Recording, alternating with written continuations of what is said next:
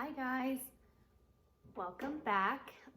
It is Wednesday. I finished reading chapter 3 for The Call of the Wild yesterday. So today I'm going to do a little recap of what happened in chapter 3. But before we get into the recap, I want to do a quick compare and contrast of two really big characters during chapter 3.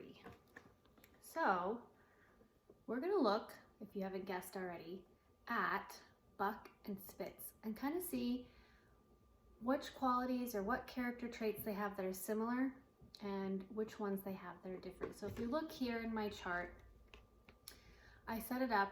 I have Buck here and I've got Spitz right next to him. And then at the bottom is some of the characteristics that they both share. So let's first look at some of the character traits of Buck. So right now we can all agree that Buck is honorable, loyal, intelligent, and wise.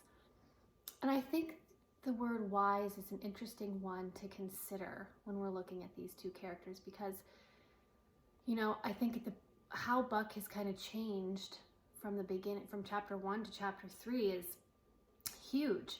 And I think when we're talking about him having wisdom, it's coming more from those primordial instincts that he has, those that have been in him for a long time, wisdom that's been passed down from his ancestors. That is where I think we can agree that he's wise in some ways.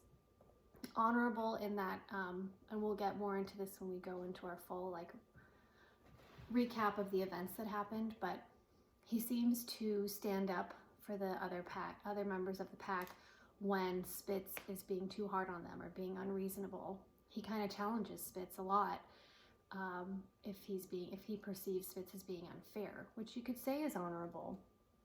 So let's look at Spitz now. Spitz is mean, calculating, a bully, antagonistic. That's a great word. Antagonistic basically means that he is kind of the villain in this story, the person who is creating obstacles and challenges and making life more difficult for our main character, Buck. Spitz is, you know, one example of when he's mean is when he laughs about Curly, when Curly is attacked and dies. He finds that funny, which I think we all can agree is mean when we laugh at someone's death.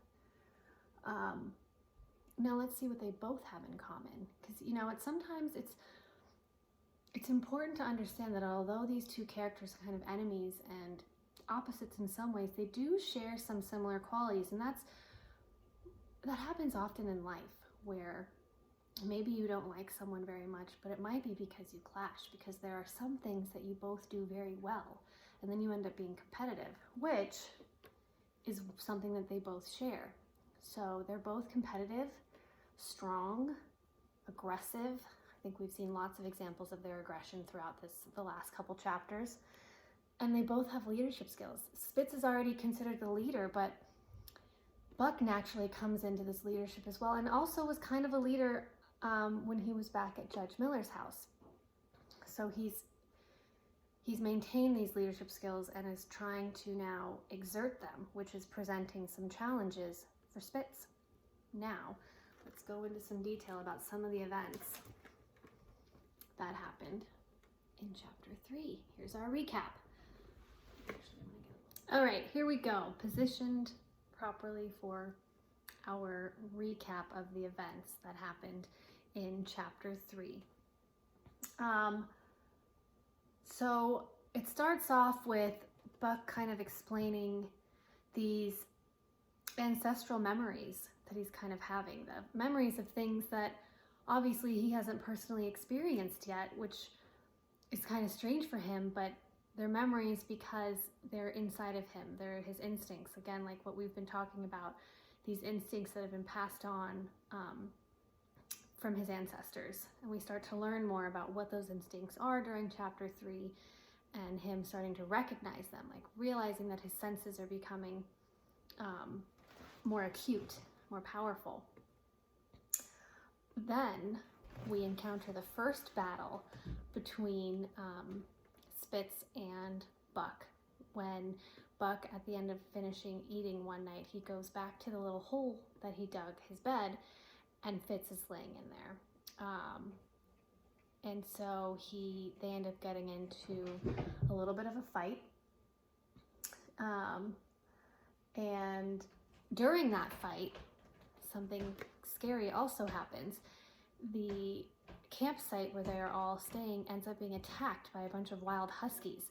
And so now all the dogs are fighting to protect their humans. They're fighting to protect their campsite, to protect their food. But these wild huskies are starving. I mean, they're really going on their fight or flight, because the way that they're described is that they're near death. They're just skin and bones. That's how Buck describes these wild huskies. And so they end up getting into all these fights. What happens during the fight is Spitz tries to get in a bite at Buck during that fight, which is kind of a low blow, if you ask me. So the fight ends up ending. They get rid of the wild huskies, run away. Several of the dogs are kind of injured and tired. The huskies end up taking about half of their food, the rations that they have. And Perrault and Francois are really angry about what's happened. Then they just continue on this really, really challenging journey through the elements of ice and trying to maneuver on this packed ice. And there were a couple of near drownings where it would break, and then some dogs would fall into this ice cold water, and then they'd all have to back up and try and get them out. And this happens several times throughout this chapter, where they're really just being challenged by all of the elements. Then they eventually get where they need to go through this super challenging terrain. And Spitz again tries to attack Buck, and Francois and Perrault see that, and Spitz ends up getting pretty good beating from the owners, because they saw him trying to attack Buck, which seemed like for not a good reason. Sometimes the owners are like, no, those dogs need to fight that out, but Francois and Perrault this time felt like Spitz needed to be reprimanded for attacking Buck. And then finally, at the end of the chapter, we get into the ultimate final battle between Buck and Spitz, which starts during a rabbit hunt. Poor rabbit comes along, and all of the dogs see it and start racing after it. Well, Spitz finds a secret pathway, cuts him off, and Buck realizes immediately that this is the fight. This is the life or death fight, or it's going to be, or rather, the fight to the death, to really assert dominance, kind of like the title of the chapter. And so they fight, and Spitz has the upper hand most of the time during the fight. But because Buck is he's actually pretty intelligent, like we talked about earlier, he tricked Spitz and made it seem like he was going for his shoulder, and ended up getting both of his legs and breaking Spitz's legs, and ultimately beat Spitz to the bitter end. And that's how the chapter ends. It was actually really intense. I needed a moment after reading that chapter to you guys, because there was a lot of action, a lot of scary moments, a lot of sad moments, a lot of exciting moments, but mostly just lots of action and uncertainty and fighting and all that stuff. So I think it's safe to assume that Buck will end up becoming leader of the pack after this fight with Spitz, because it sounds like Spitz didn't survive it. And so that's where we left off with that. So we will now see how things change. You know, while Spitz and Buck were kind of going back and forth with their dominance, it ended up causing a lot of fights in the pack, because their one leader wasn't able to lead properly, because Buck kept intervening. Anytime he felt like they were being treated unfairly or disagreed, he would speak up, which normally in these packs, you don't do that. So I'm curious to see if with Spitz out of the picture, if things will start going smoothly, or if some of the other dogs might challenge Buck and be unhappy about the changes, or be unhappy about him becoming the leader of the pack. lots to come. I'm excited to read more. I'm hoping there's a little less violence, but hey, that's just me. You guys might enjoy it. Anyway, I hope you're having a wonderful day. Thanks for tuning in for the recap, and I'll see you all soon.